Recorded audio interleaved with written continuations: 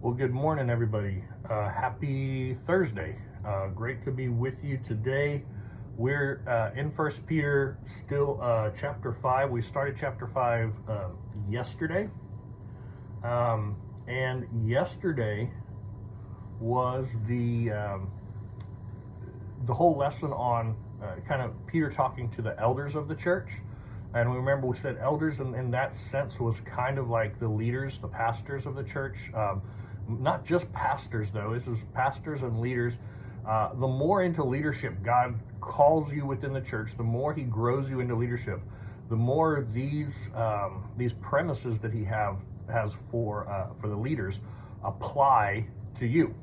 And so, since this is for the church council that we're doing this, these also apply for church council people. And the one thing I didn't touch on was the very end of it last time. So where God says that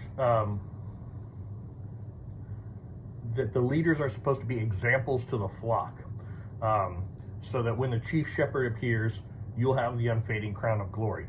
And so that's the springboard that we're going to be going into the next part. So elders should set an example for the flock in their own life, so that others have an example to follow. This is a tough one for me because I know that so often my life is not a life of example. And of course, the people who see that the most are the people who live closest to me. And it's tough to look at that. And I know it is for all of us as leaders in our houses or whatever, that the people who are living with us should be learning from our example, but often our example is a very poor one. But coming right off of that, Peter says this then, after he talks to the leaders, he says in verse 5, likewise, you who are younger, as opposed to the elders, you who are younger, be subject to the elders. Clothe yourselves, all of you, with humility toward one another, for God opposes the proud, but gives grace to the humble. Humble yourselves, therefore, under the mighty hand of God, so that at the proper time He may exalt you, casting all your anxieties on Him, because He cares for you. That last part of verse 7, you've probably heard that before. It's one of those common phrases that you'll see on a coffee cup or a bumper sticker or whatever. Cast all your cares on God because He cares for you.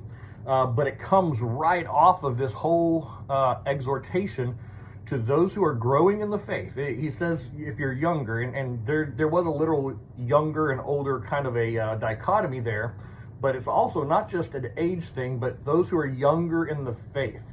So if you're newer to the faith, humble yourselves to those who have maybe walked in the faith longer and have some of the knowledge, the understanding, the wisdom that goes along with the scriptures that God has. Humble yourself to that example that they're supposed to be setting. Humble yourself to the things that they're teaching. Don't challenge everything that you hear. But he says, you younger people, humble yourselves, because God opposes the proud, but He gives grace to the humble. And then he says, humble yourselves under the mighty hand of God, so that at a proper time He may exalt you, casting all your anxieties on Him, because He cares for you. Now, I think this is the first time that this really stuck out to me, that this idea of humility and anxiety go hand in hand. If we can humble ourselves, what that means is we are not taking pride in ourselves, our own abilities, our own achievements. The more we are able to rid ourselves of that self-pride and that self-worth and that self-achievement, the more we're offloading that onto God and saying, whatever it is you have for me, that's what I want for myself. Now, all those things that I would have been anxious about, because I know that I think I'm responsible for those things, I've offloaded onto God. I no longer have to be anxious. So it says, cast your anxieties or your cares on God, because He cares for you. Cast your anxieties on God. Why do we do that? Well, because we're humbling ourselves to Him. We're humbling ourselves to those who are guiding and leading us. We're humbling ourselves to that example, that spiritual example, so that in this world we don't really have to have anxiety. We don't have to be burdened with those problems. Now, that's a very easy thing to say. It's a much more difficult thing to do. I'm sure nobody listening to this ever struggles with anxiety. That's a joke. We all struggle with anxiety to some extent. There are those who would disagree with me on this, but I would say that God calls anxiety a sin, because there are numerous places in Scripture where he says, don't be anxious. And if God says not to do something and then we do it, that's a sin. So he says, don't be anxious about anything, but pray to me and give me your thanksgiving, and I will give you the peace that passes understanding. He says, don't be anxious about tomorrow. Tomorrow has enough anxieties of its own. Don't worry about what you're going to eat, what you're going to drink, what you're going to wear. Don't worry, don't be anxious. If God says don't do it and we do it, we're sinning. And so how do we start confronting this sin in our life, this sin of anxiety? Well, the sin of anxiety gets confronted with an attitude of humility.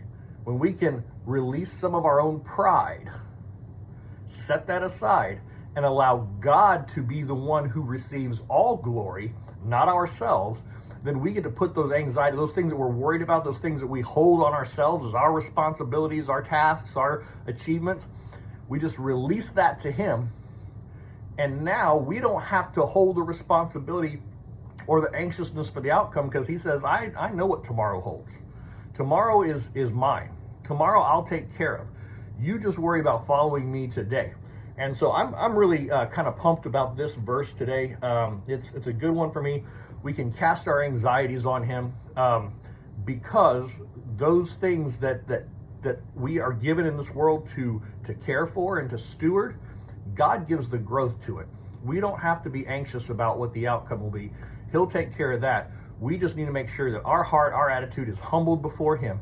And tomorrow, what we're going to talk about in the next few verses is another great, just probably should take several videos, but it could be talking about being double-minded and what it means to be double-minded instead of being a single-minded person.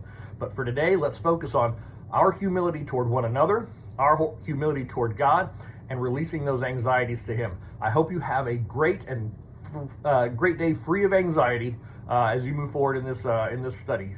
God's blessings. We'll talk to you soon.